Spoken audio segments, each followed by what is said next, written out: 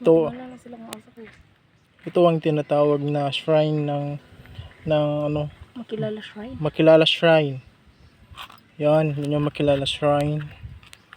Yes.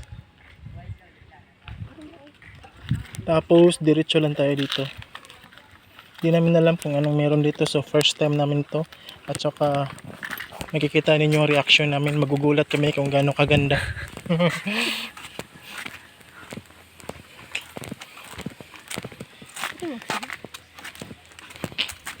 Kalibre naman eh. Curfew 6:30. May curfew dito na 6:30. Di ko alam kung sino nakatira dito. Environmental fee. Entrance fee 20. Ang magbayad. Dari ata sila. Ay, diba? Ay, dari ko bayad. Sila po. 20 ang isa. Ang lagi. Biyaran dito ikaw niya. Nasa yubag sa kuwan.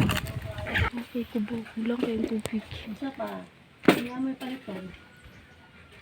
Pwede ra mo gawas po niya, te. Pwede ra mo gawas kung mo palit. Problema. Basta nakabayad mo sa gawas. Sulod mo dito. Ay, model. Laag mo sa gawas. Balik lang po dito.